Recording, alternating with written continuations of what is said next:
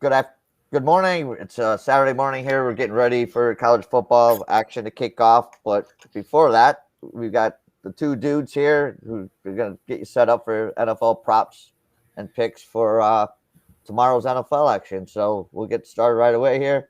Wrycape, you got your first play up here. You like Gaskins over 21.5 receiving yards. Yeah, I think Myles Gaskins will be the focal point with Tua being out, Brissett coming in. I like him to go over this. In the two games here prior, he broke it to one. The other one, he got 21.5. He didn't get very much action against Buffalo, which also is good at stopping running backs from getting big breaks. But he's been getting receptions, and I think he goes over this 21.5 again tomorrow against Las Vegas. I think he gets the ball a lot. I actually like him for an anytime touchdown, too. All right, sounds good. Let's see, Bowseri, your first pick here. You're on the Justin Fields magic here. Oh, give me the magic. I'm all over it. No, he came in halfway through the game there in the Cleveland game. He ran rushed 11 times, 10 or 11 times. Sorry, I can't quite remember there. Grand total 31 rushing yards. Now you're telling me you got an entire game here, and you're talking about a pretty good rush defense here that he's going to be going against. So I expect him to kind of get out of the pocket, scramble, get the yards when he needs to. I know that the rushing yards has raised on this one. I think it was more closer to 53. I do like Justin Fields. Anything under 55 is kind of where I'm comfortable with the Justin Fields, but I really like him to, again, make things happen with his legs. All right. Just a second here. So is it 57.5 or 47.5? It's at I got the line when it first came out, it was at 47.5. Okay. In fact, actually it was at 40, and I tried to put that one through, and the line immediately jumped up to 47, 48, 50, and then went right back down to 47.5. Okay. I looked it up. I looked at the preseason, still felt comfortable with kind of where he's going against Cleveland Browns here. So, you got Myles Garrett that's going to be pushing him out the pocket. I mean, he's a young, spry quarterback, and we've seen what they've been doing over the years. So, I mean, he's not afraid to use his legs, and I think he exploits this opportunity. I think he easily gets that 47.5. I mean, I could see him getting low 60s here in the rushing, potentially.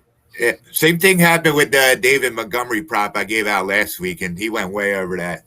It opened up low, went real high, and then it came back to where I got it at. Right. He crushed it. He did. And I think Fields will be running for his life.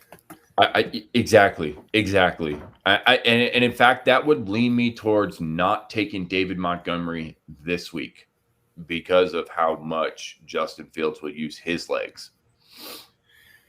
Makes sense. All right. Next up, Bry, you got Ekeler over 98.5 receiving and rushing yards. I did like that. Yeah, so week one they played Washington, and Austin Ekeler had 0 catches. Last week against Dallas, I guess they woke up and gave him 9. So he had 9 for 61 in the receiving, and then rushing, he's just killing it. He had 57 last week. I think he had 51 before. I expect him to do well against this Chiefs defense. It's pretty bad, and I think they use him a lot. They're going to have to go score for score with them, and Austin Ekeler should get the brunt of the work, rushing and receiving. So I expect him to go over this 98.5. Right. I saw that one, Ryan. I actually really like that one. I'll probably jump on that one with you as well. I looked at that one earlier in the week. Do you know if that one's raised at all in the time? I got it yesterday, so my guess would be so it's still pretty somewhere good. Around there. Honestly, if Ekeler's in there, he doesn't get hurt. I mean, you're probably looking at 130 area total purpose yards is really ideally probably where he's sitting at.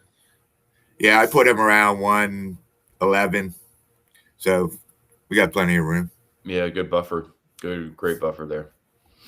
All right, so Bowser, you go from one exciting quarterback in Justin Fields to I don't know if he's that exciting, but Danny Dimes here. You like the over 259.5 passing yards.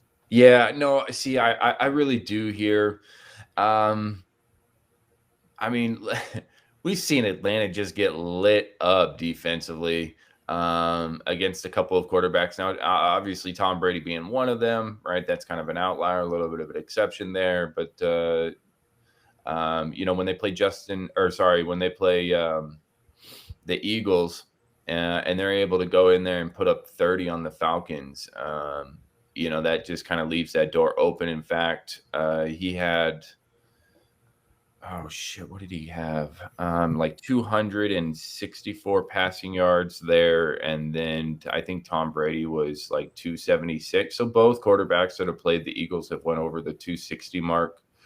If we're talking about a team here that potentially could be down to the Atlanta Falcons, or at least battling for the entire game, then I'm looking for Danny Dimes to continue to throw the ball. He could get close to that 300 mark. I still think he stays south of 300, but at 259, I felt like there's a lot of room there. And I look for them to improve even after last week's performance here. So I'm really looking for them to be hungry and get this one. All right. Sounds good. Sounds good. And Rye, your last prop for today is Mixon under 23.5 receiving yards. That is correct. Somebody was in my DMX and why I'll do all overs.